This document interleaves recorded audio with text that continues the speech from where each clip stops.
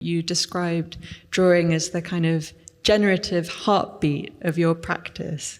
And I thought that was such a lovely metaphor, firstly in its kind of visceral, kind of bodily aspect, but also the kind of cyclical, generative nature of it. And I was wondering if you could maybe say a little bit about the relationship of the first drawings in the show to the rest of so the when works. you come into the first room, there are small postcard-sized pieces which I painted actually in 2010 with oil on primed card, so you could wipe it off. And it was like mapping out, really, the world that I want to paint. The small boy was, I knew, a stand-in for myself as a child. And then the liquid oil paint became water or trees or landscape. And even one of them is a small banyan, A6-sized banyan. And it was that sense of, wow, this has life. This feels like almost a portal, a world that I want to explore and construct and make and organize, and therefore sort of honing down what each of those series could be, finding the logic of how to approach each of those subjects, whether it's the boy, the single boy, or the two boys together, or the trees. All started really from that first sense of capturing those. There's something about the looseness of the handling. We've spoken about before about the way that a very precise gesture and hand can almost kind of trap the subject and not give it that kind of, hold it in a gentle way that you need in order to relate to it. We were speaking about the kind of, the concept from Mika Baal of the I to you axis of intimacy, a concept that, or a term that you were using, the idea of drawing or painting in the second person. Could you speak a bit more about that? I suppose the whole project really is that you come in and you think, right, who's in a way in the center of the story? And it's obviously the two boys. And I think of them as being in the I-we axis of the author, if you like. And the fact that it can be a we of two people, it's almost like a single unit of the two boys. Then you come into this room and you have these paintings of my immediate family, my late wife and my daughter. And I think of those in the I-you axis of intimacy, of love, if you like. The painting of my late wife in the small painting called Hotel Bed Delhi is, for me, it's like making inner feelings visible through just letting your hand caress the surface of the canvas, the paint, the brush, the way that it sort of created the face from a photo just a year ago, so after her death, creating her face with minimal brushstrokes, the point at which you're not trying to pin down a photorealist picture of a person.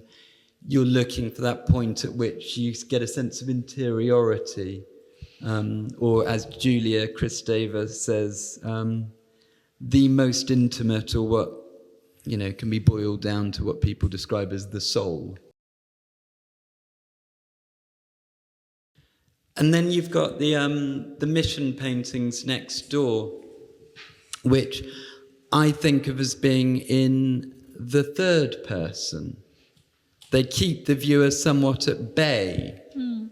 They might make the viewer uncomfortable in some way. You're not sure where the artist might sit, where their subject position is in relation to these people. The people are often looking away.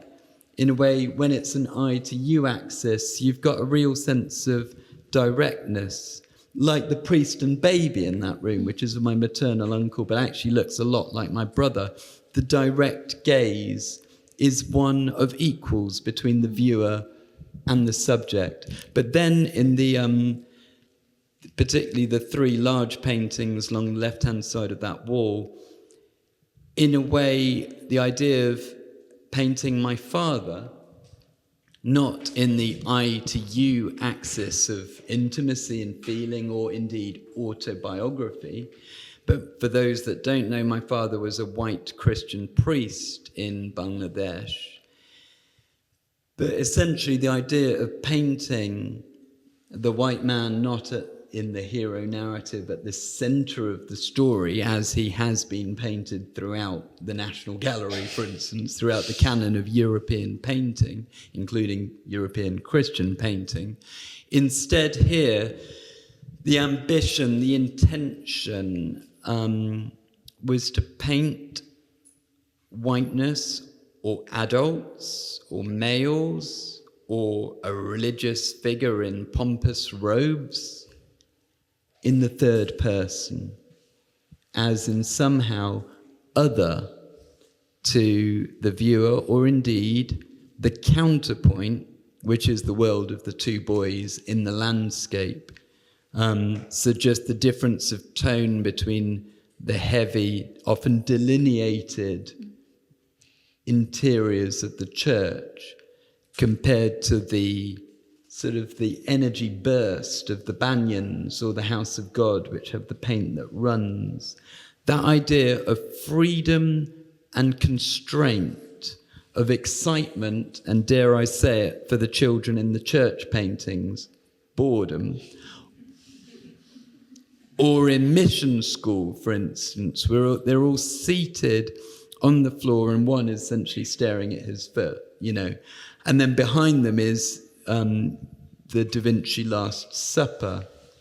So that idea of even, if you like, othering canonical art history, making it strange, making it unusual, making us look again, is all very much part of the ambition of the project. And thinking about images as references and kind of conversations with other artists and art history, I mean, that's, again, quite an interesting thing to think about in terms of puncturing the hero's story. I think that might be particularly interesting to talk about in relation to some of these works over here. Is this the Sistine Chapel? As I assembled the wall with Martin, I talked about little groupings, and I think of that as the grouping of works on paper that are about religion, if you like. They're not religious paint works, nor are the works in that, in my mind, religious paintings. They're about religion, and therefore about the history of religious painting, which of course includes Michelangelo's Sistine Chapel. And for me, the idea of those is it playfully takes the image in a very open, brushy way. And then in a way, like with the Banyan paintings, where I place one of the two boys within the picture plane. Here, I've got a sort of figure, a brown boy painter, or in one of them, he's actually jabbing at the eye of the profile of the Sistine image of God. And for me, that carries directly across to what you have in the mission room, which is somewhat about destabilizing, you know, the white missionaries when you're in a room full of essentially either brown congregations or religious workers, and then you have a slightly diffident or awkward-looking white priest. And then also the framing of, say, the Christ figure above my Indian grandma on the sofa in that painting, or the Da Vinci that is actually sort of suggested very loosely in that little one of a boy with a four-poster bed. So I think that's a good example of mapping out ideas, because they're, you know, loose and look quite transient. You can do things with subject matter and tone, the tone of how to read it, which can be more playful, experimental, and again, fundamentally generative. And then it has a very interesting sort of umbilical relationship, if you like, to the paintings, because they, something like those Sistine images, for me, would look too heavy or ponderous as an actual oil painting. But they, in a way, inform how you might read the larger oil paintings. It's like a lens to see them in. It kind of gives you the space to play in a different kind of register almost.